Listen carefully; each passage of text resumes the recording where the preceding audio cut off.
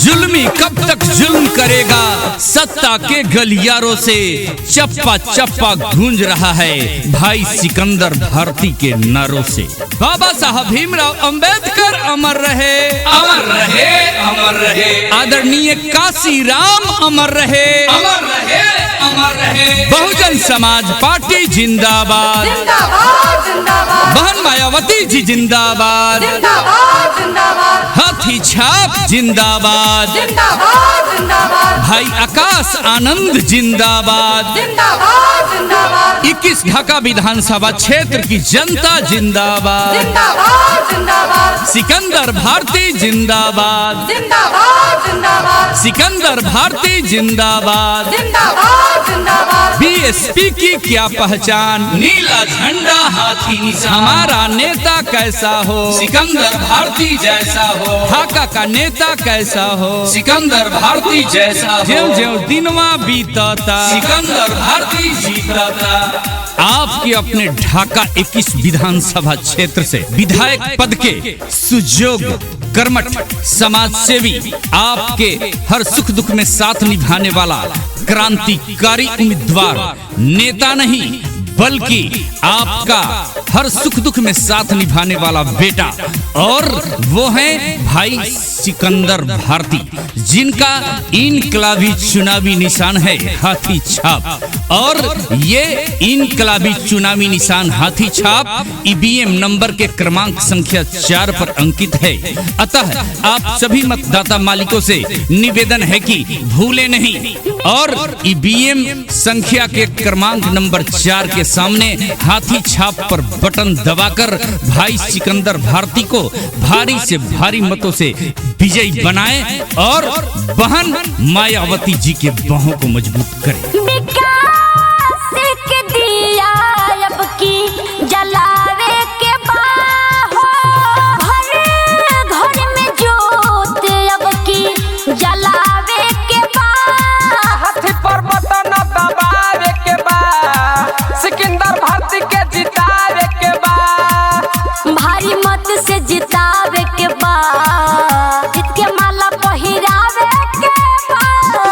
विकास के दिया अब की जलावे के बा हो, घर में जोत अब की जलावे के बा।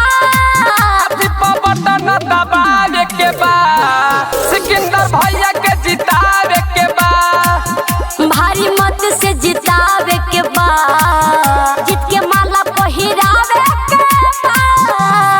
बाबा साहब भीमराव अंबेडकर अमर रहे, अमर रहे, अमर रहे। आदरणीय काशीराम अमर रहे, अमर रहे, अमर रहे। बहुजन समाज पार्टी जिंदाबाद, जिंदाबाद, जिंदाबाद। बहन मायावती जी जिंदाबाद, जिंदाबाद, जिंदाबाद। हाथी छाप जिंदाबाद, जिंदाबाद, जिंदाबाद। भाई आकाश आनंद जिंदाबाद, जिंदाबाद, जिंदाबाद। 21 ढाका विधानसभा क्षेत्र की जनता जिंदाबाद, जिंदाबाद, जिंदाबाद। सिकंदर भारती जिंदाबाद, जिंदाबाद, जिंदाबाद। सिकंदर भारती जिंदाबाद। जिंदाबाद, जिंदाबाद। बीएसपी की क्या पहचान, नीला झंडा हाथी निशान। हमारा नेता कैसा हो, सिकंदर भारती जैसा हो। ढाका का नेता कैसा हो, सिकंदर भारती जैसा हो। ज्यों ज्यों दिनवा बीतता, सिकंदर भारती जीतता।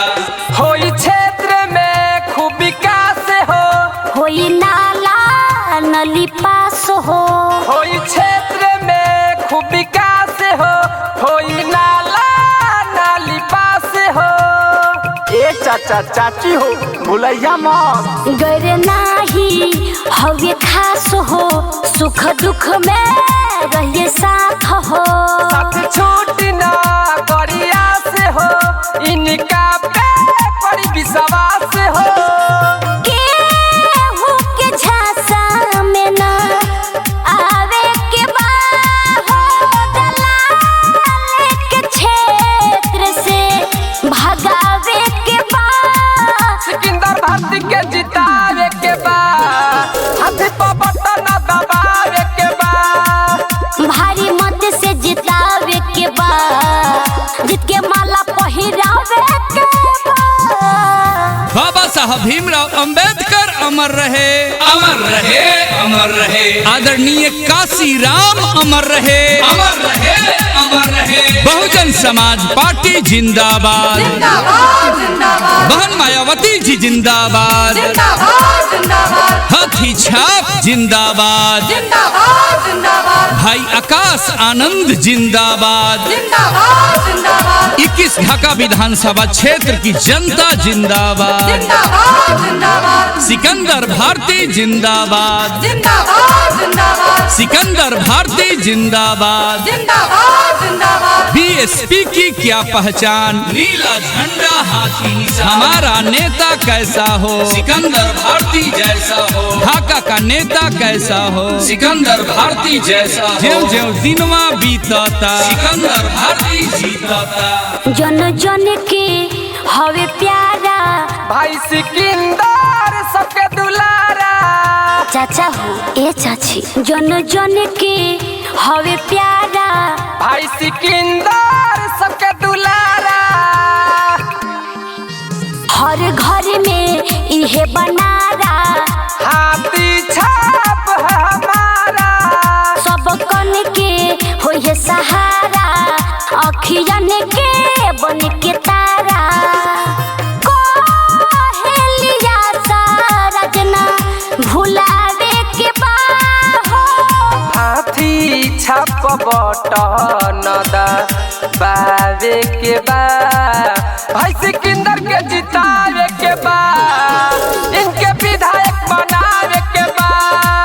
भारी मत से जितावे के बा, जीत के माला पहिरावे के बा।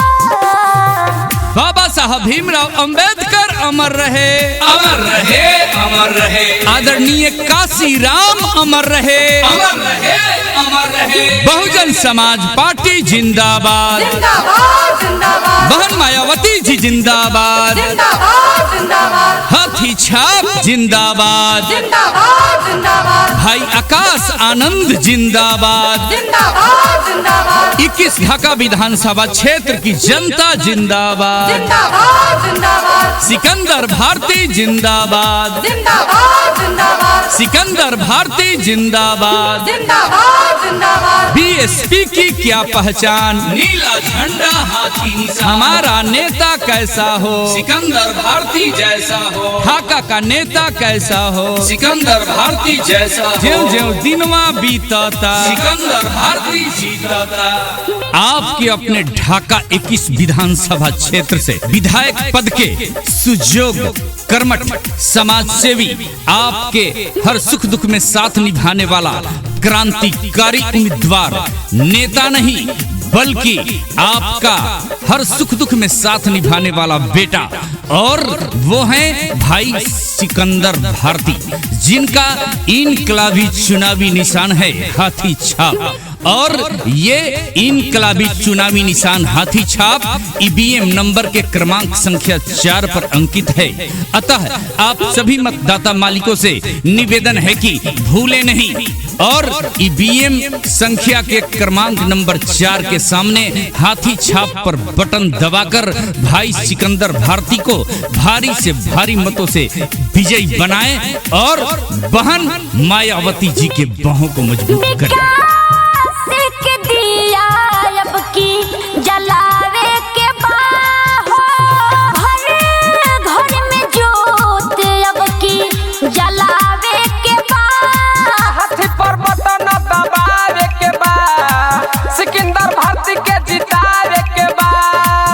भारी मत से जितावे के बा, जीत के माला पहिरावे के बा।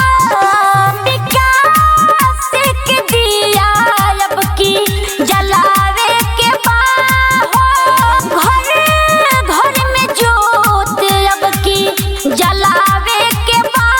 हाथी पर बटन दबावे के बा, सिकंदर भैया के जितावे के बा।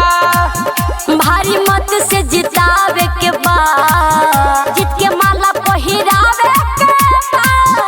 प्रचार प्रसार कैसेट बनवाने के लिए संपर्क करें केसीपी म्यूजिक, बिसरहिया चौक, ढाका। Mobile number 96 611 044 04।